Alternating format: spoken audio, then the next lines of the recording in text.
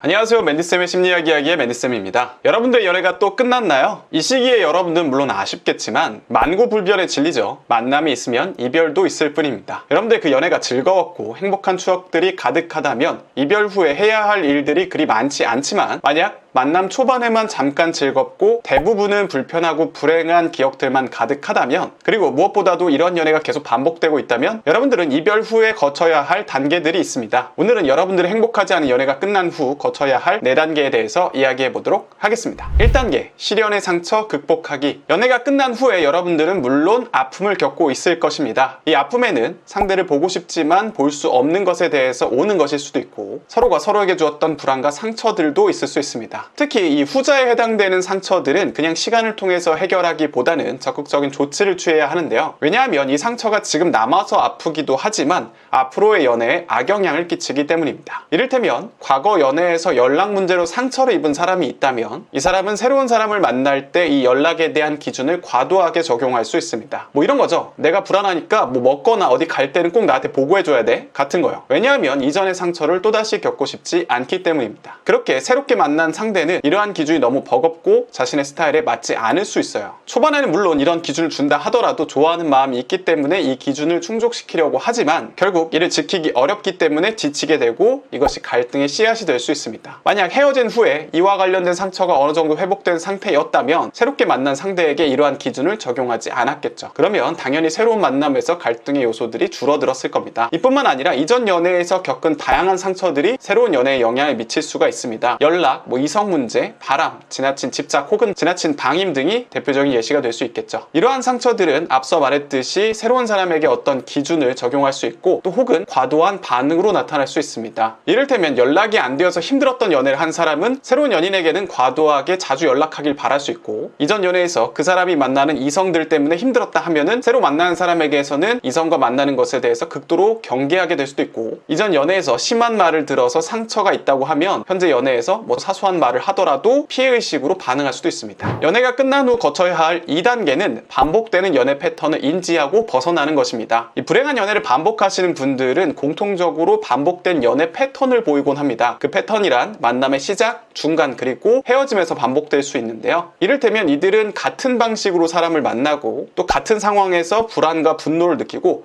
헤어질 때에도 비슷한 이유로 헤어질 수 있습니다. 즉 너무 빠르게 만나거나 금방 사랑에 빠지거나 또 연락 문제나 바람 혹은 말투 때문에 갈등이 일어나고 잠수를 타거나 싸우다가 화가 너무 나서 갑자기 바로 헤어짐을 고하는 등의 모습을 공통적으로 볼 수 있죠. 만약 여러분들이 거의 비슷한 방식으로 만남과 갈등, 헤어짐이 발생하고 있다면 반드시 이 패턴을 인식하고 벗어나야 합니다. 이것이 불행한 연애를 만드는 핵심이고 또 이를 해결하지 않으면 다음에 똑같은 패턴으로 힘듦을 경험할 수 있기 때문이죠. 좀 예를 들어서 매번 헤어질 때마다 너무 빨리 새로운 사람으로 그 자리를 채우는 사람의 경우에는 그 사람에 대해서 잘 알아보지 않았기 때문에 이상한 사람을 만날 확률이 높아집니다. 이상한 사람을 만나게 되면 당연하게도 편안하고 즐거운 연애가 어려워지겠죠. 그런데 생각보다 많은 분들이 이 부정적인 패턴을 그대로 유지한 채 이 패턴을 보이더라도 나를 사랑해줄 누군가를 만나고 행복한 연애를 할 수 있을 거라는 아주 낮은 가능성에 기대를 거는 경우들이 있습니다. 정말 낮은 확률로 그럴 수도 있지만 그 낮은 확률을 기대하기보다는 자신의 반복된 패턴을 인식하고 변화시켜서 좋은 사람을 만나고 편안한 연애를 할 확률을 높이는 것이 더 좋습니다. 끝으로 여러분들이 이러한 패턴을 보이는 이유는 과거에 겪은 상처나 애착 문제가 원인일 수 있습니다. 이러한 패턴이 발생하는 원인을 면밀하게 살펴보고 반복하지 않을 방법을 강구해보세요. 연애가 끝난 후 거쳐야 할 단계 3번째는 행복한 연애를 위해서 알아야 할 필수적인 지식을 배우는 것입니다. 비연애주의자가 아니라면 우리는 결혼 이전에 여러 번의 연애를 하게 되지만 우리는 편안하고 행복한 연애를 위한 기초적인 지식들이 부족한 경우들이 많습니다. 그저 드라마의 낭만적인 모습이나 극적인 관계 회복의 방식을 본다거나 인터넷에서 개인이 경험한 이야기를 바탕으로 학습하고 있는 실정이죠. 부모님의 사이가 좋아서 자연스럽게 만족스러운 관계를 위한 지식들을 쌓으면 좋겠지만 여러분들이 이 영상을 클릭했다면 그런 경험을 했을 가능성이 적겠죠. 당연히 많은 심리학자들이 이 만족스러운 연애를 위한 다양한 이론들을 개발해 놓았는데요. 우린 이를 통해서 편안하고 행복한 연애를 위한 지식을 쌓을 수가 있습니다. 대표적으로 알려진 이론들을 간략하게 소개해 드릴 건데요. 첫 번째는 많은 분들이 아실 만한 애착 이론입니다. 이 안정형, 불안형, 또 회피형 애착 스타일을 이해하게 되면 자신이나 파트너의 행동을 더 잘 이해할 수 있습니다. 두 번째는 5가지 사랑의 언어 이론인데요. 각자 선호하는 애정 표현의 접근의 방식이 다르다라는 것을 보여주는 이론입니다. 그래서 어떤 사람은 인정하는 말이 좋고 봉사가 좋고 선물이 좋고 스킨십이 좋고 함께하는 시간이 좋을 수 있는데 나와 상대방이 주로 선호하는 언어에 대해서 이해하고 실천한다면 관계의 만족도가 높아질 수 있습니다. 세 번째는 고트만의 관계 이론인데요. 이분은 이제 성공적인 관계의 핵심 요소로 긍정적인 상호작용, 갈등 관리 능력, 그리고 상호 존중 등을 강조했습니다. 네 번째는 자기결정 이론이라고 있는데요. 관계에서 중요한 것은 자율성, 유능감, 관계성이라고 합니다. 여기서 관계성이라는 건 뭐냐면 상대방과 연결되어 있는 느낌이 들고 또 친밀함이 있는 관계를 의미합니다. 이러한 기본적인 욕구들을 충족해야 좋은 관계를 맺을 수 있다는 입장이고요. 다섯 번째 이론은 사회적 교환 이론인데요. 이 이론에서는 관계에서 주고받는 것의 균형이 중요하다고 언급하고 있습니다. 서로가 사용하는 어떤 에너지, 비용, 그리고 받는 보상의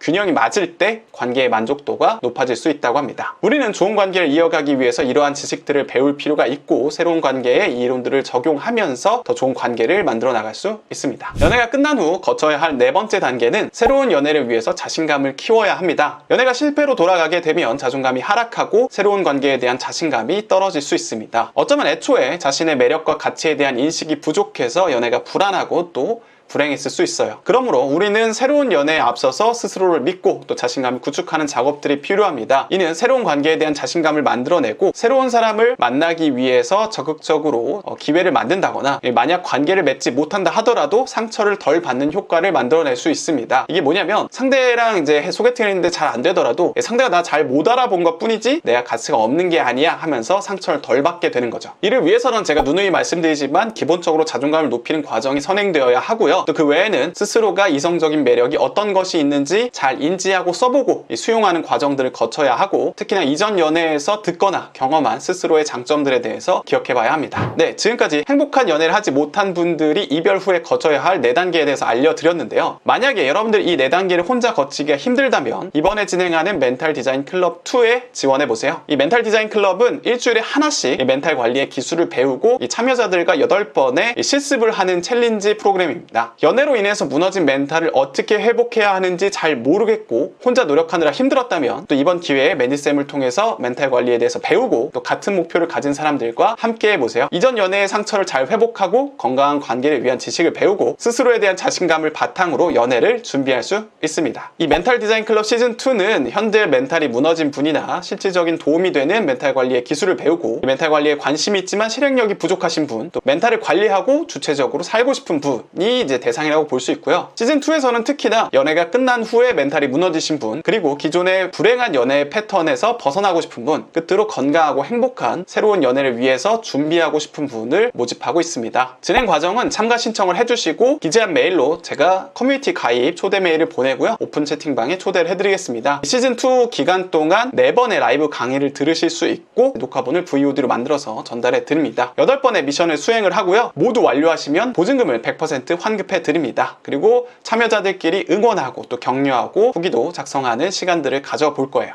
참여자들은 특전이 있는데요. 첫 번째로는 저와 30분간 상담을 무료로 할 수 있고요. 커뮤니티에 가입해서 강의를 들으시고 단톡방에서 이야기를 나눌 수 있고요. 이번이 시즌2기 때문에 시즌1에서 찍었던 영상들을 무료로 수강할 수 있습니다. 시즌1의 챌린지도 진행하실 수 있고요. 그리고 네 번째는 제가 진행하는 프로그램들을 할인해서 제공받을 수 있습니다. 참가자 후기들을 몇 가지 읽어드리자면요. 나의 생각과 감정들을 객관적으로 볼 수 있게 된 소중한 시간이었고 얽혀있던 감정들이 풀리는 것 같았다. 스스로 문제가 생길 때마다 내 편이 되어서 생각할 수 있는 방법들을 배우니 스스로 해결할 수 있다는 자신감도 생겼다. 다른 프로그램과 차별점이 있다면 피드백을 받을 수 있는 부분이었다. 대부분 전문가에게 작성한 내용의 방향이 잘 쓰이고 있는지 혹은 쓰던 내용과 관련돼서 의문점이 들 때마다 피드백을 받지 못했는데 이 멘탈 디자인 클럽에서는 받았다는 내용이고요. 특히 가장 마음에 와닿았던 것은 후회, 나를 힘들게 하는 생각 대처법에 대해서 많은 정보를 알게 됐다. 체계적인 템플릿으로 어떤 마음가짐으로 느끼며 생각을 조율할 수 있는지 가이드를 주셔서 감사하다. 네, 참가 비용에 대해서 소개를 해드리자면 참여 비용은 8만원이고 챌린지 비용은 8만원, 총 16만원입니다. 챌린지 비용은 8번의 챌린지를 모두 달성하면 100%로 환급을 해드리고요. 한 번의 챌린지를 수행할 때마다 1만원이 환급이 됩니다. 시즌2 일정 안내를 해드리자면 9월 30일까지 모집을 하게 되고요. OT는 그 다음날 바로 진행을 하고 라이브 강의는 매주 목요일 저녁 9시에서 10시까지 진행을 합니다. 30분 정도 강의를 하고 30분 정도는 Q&A 시간을 진행하고요. 다시 말씀드리지만 참가비와 보증금은 합쳐서 16만 원입니다. 매주 라이브 강의와 함께 이 글쓰기 템플릿이 제공이 되고요. 이 8번 올려주시면 보증금을 100% 환급받을 수 있습니다. 멘탈 디자인 클럽 시즌2는 이 9월 30일까지 신청을 받고요. 3일밖에 남지 않아서 만약에 의사가 있는 분들은 빠른 신청 바라고요. 신청은 영상의 설명글과 댓글란에 링크를 통해서 가능합니다. 네, 오늘의 영상은 여기까지입니다. 오늘 영상이 마음에 드셨다면 좋아요와 구독 그리고 알람 설정까지